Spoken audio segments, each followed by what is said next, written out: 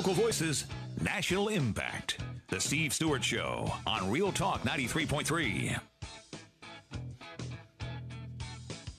All right, welcome back to the Steve Stewart Show here on Real Talk 93.3. Appreciate you joining me today. Always looking to bring you new information on things that impact you. And as I've talked about a lot on this show, as of late, a lot of national issues are filtering down to the state, and then obviously impact us here locally, from education and to voting. You see, last couple elections, we've had a lot of issues, a lot of perceived issues and some real issues. But the biggest thing is that as we move into the election season this year, people start to question the credibility of our election system. And when you have close elections, becomes a problem. And right here in Florida, we have the legislature dealing with a voting rights bill that some people call Jim Crow 2.0. Others say it's promoting security. So a lot of room to debate the issue. And today I'm joined by John Rogers and Brian Orovitz of a company called Redo Voting. And we're going to spend some time talking about how, they have recognized the issue of faith and trustworthiness in our voting system, and they've tried to put forth a plan to make it more credible. And so we're going to talk about it. I will tell you, I've been briefed by this, and this stuff is not easy. So we're going to do our best to try to explain exactly how we can have safe and secure elections. So I want to, first of all, welcome John and Brian. Well, thank you very much. Thank you.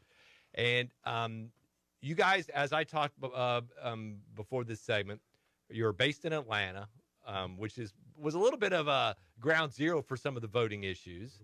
Was that something that helped sort of promote you looking into a better solution for voting?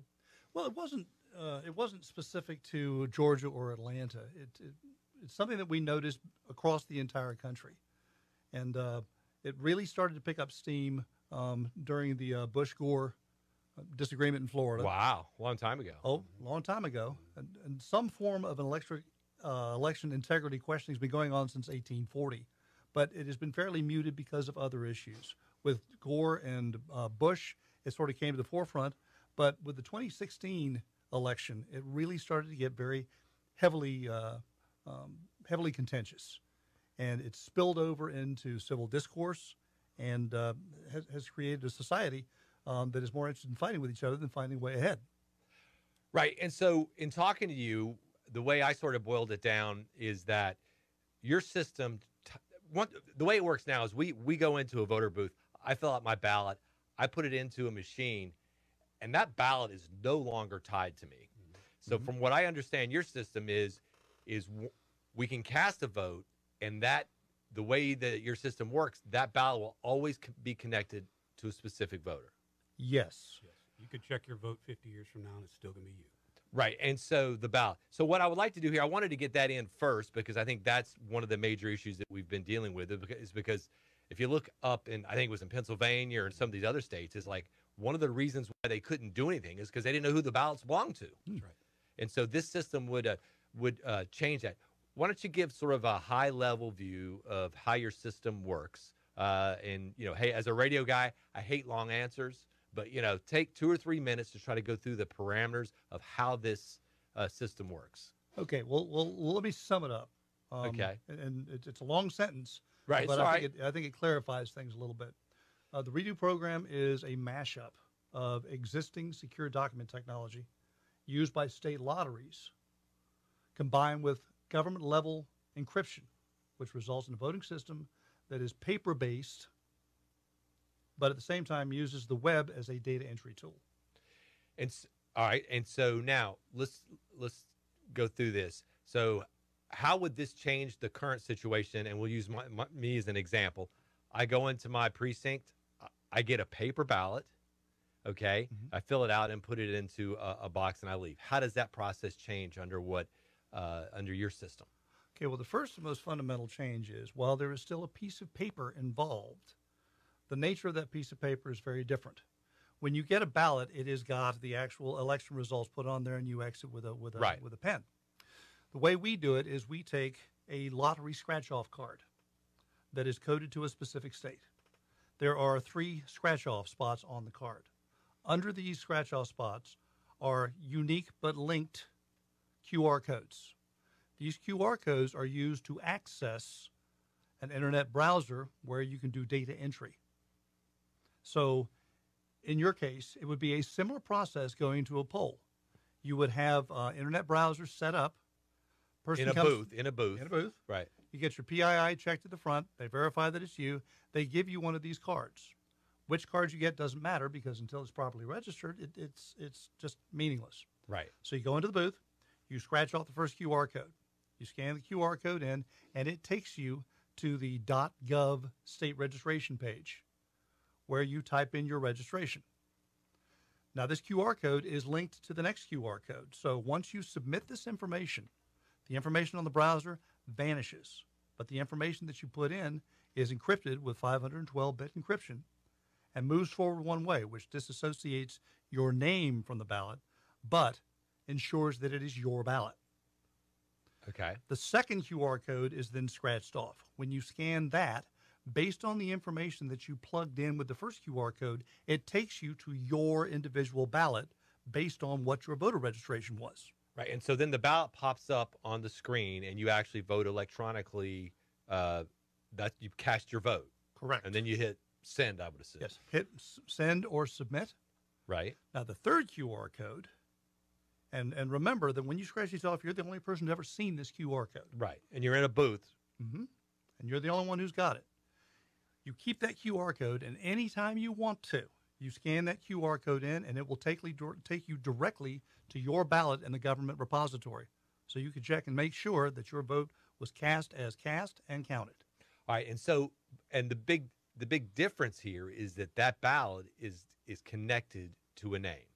Mm-hmm. So I guess down at the local supervisor of elections, they can figure out here's a ballot that will have a name on it, or how talk to me about that. They will know that ballot is connected to a legitimate registered voter.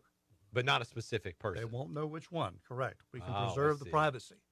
Right. But you, because you have your exclusive QR code, can go look at your ballot anytime you want to.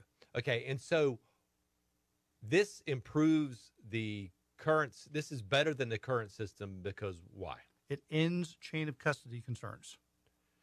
That is basically moving the ballots from the precinct to the supervisor of elections office. Exactly. It goes from your computer screen straight to the repository where it remains encrypted until it's tallied.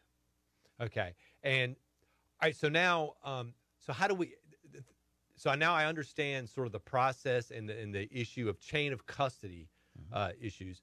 So what has the response been to when I'm sure you've gone to conferences, you've talked about this. There are, a lot of debates about different voting systems. States are allowed to, have different vendors or whatever. So what is the response been? And do you have to go state by state, or is it something you try to get, approved nationally? How does that work? Well, Steve, this is actually a very recent development. We started working on this 2 years ago.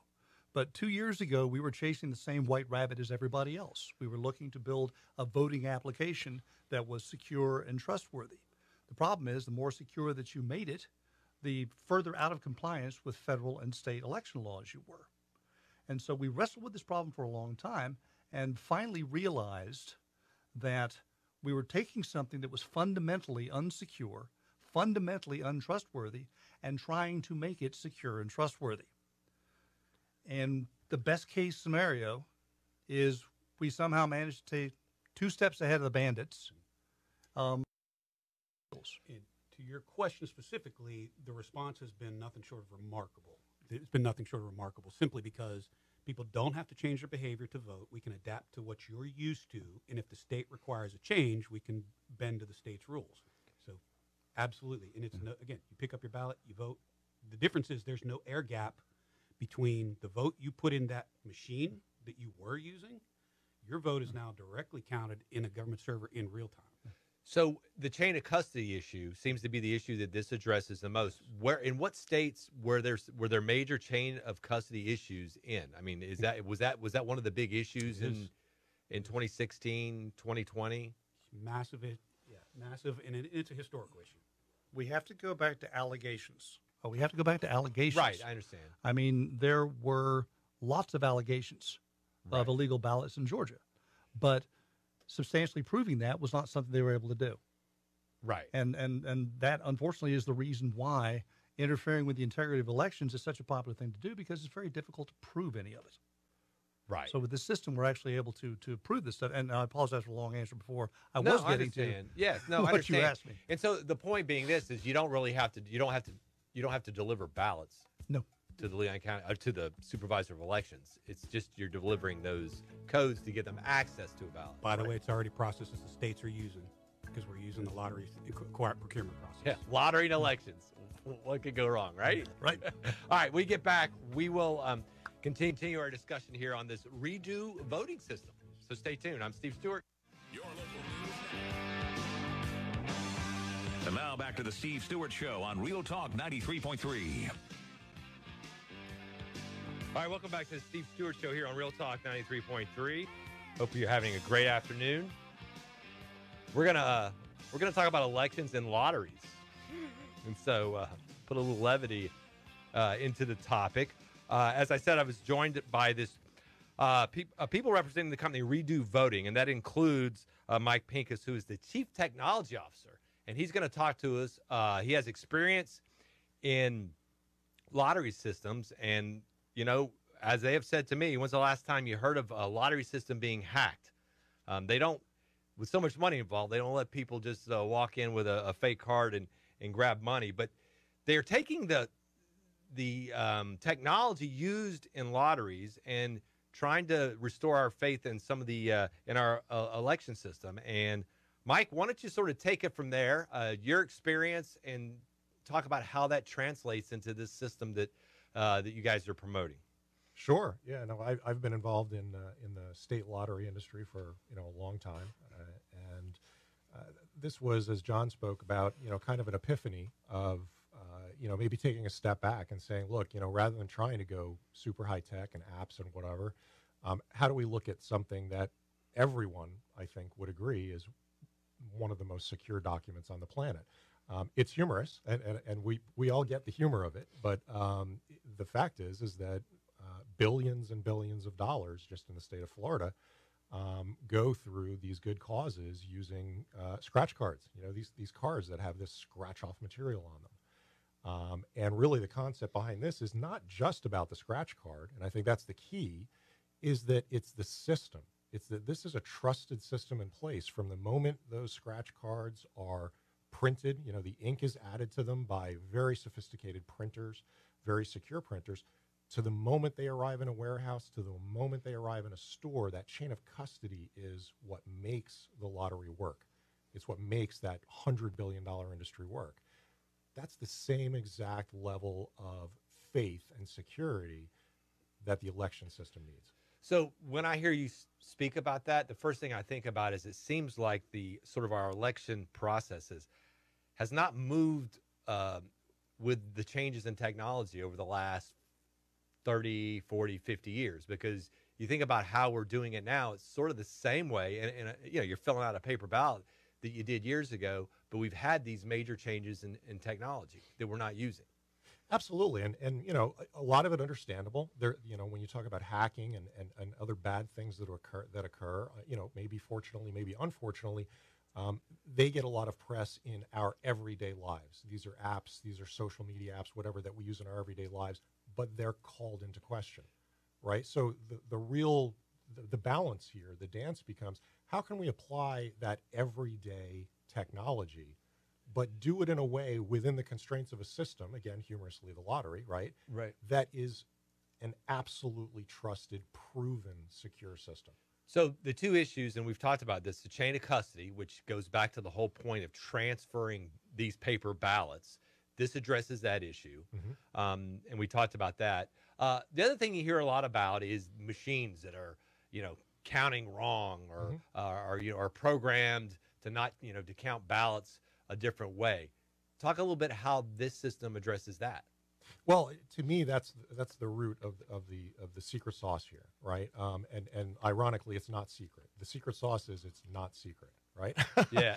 You know, and as an IT guy, anything that is that, you know, and I'm not going to name names or anything, you know, if your answer is, I can't show you that source code, I can't show you how that works, Right.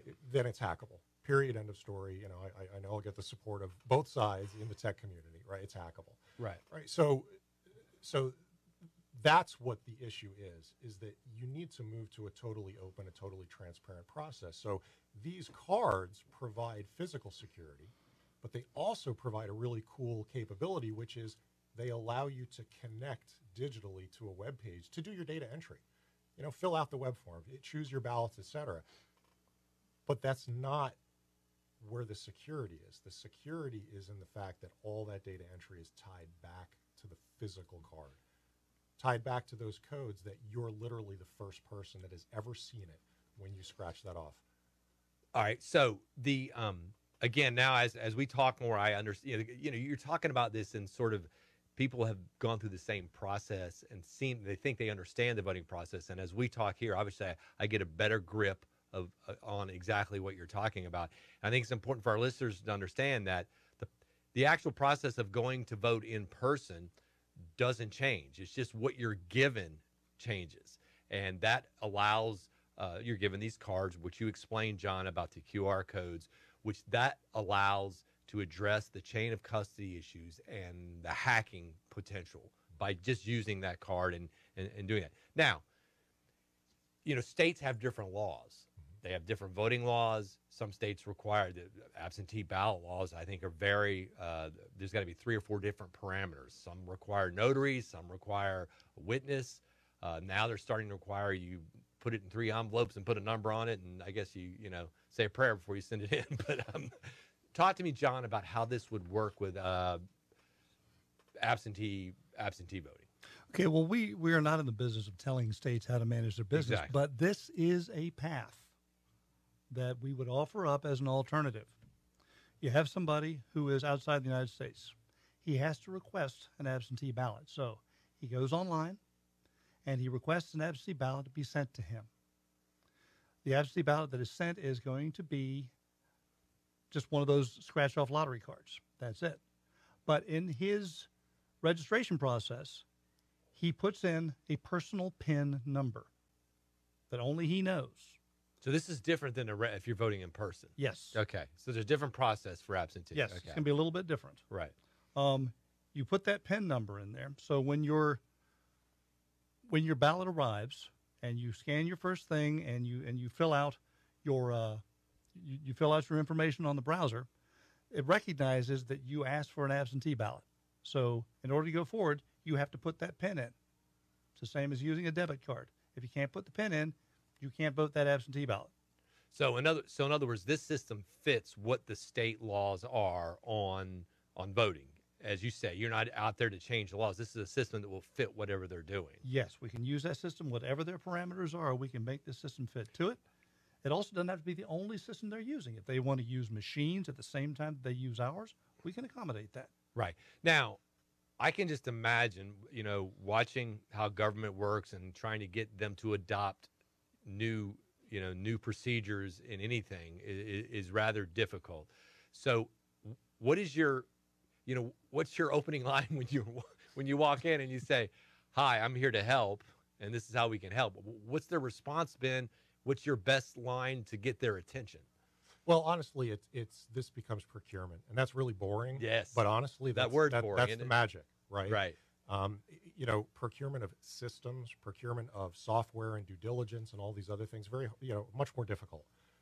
Procurement of ballots, and again, this goes back to the fundamentals that what we're really doing here is changing the ballot, right? Everyone else that's trying to tackle this problem is trying to figure out how to fill out the ballot, print it, and then send it into La La Land. Right. Right. We're trying to figure out how does the ballot become the secure document. Right. Which also then segues back into the procurement, because what we're really saying to these government officials is this is a paper procurement, right? This is something you do every day. In fact, there's probably a template on somebody's desk as to procuring the ballots that are used today.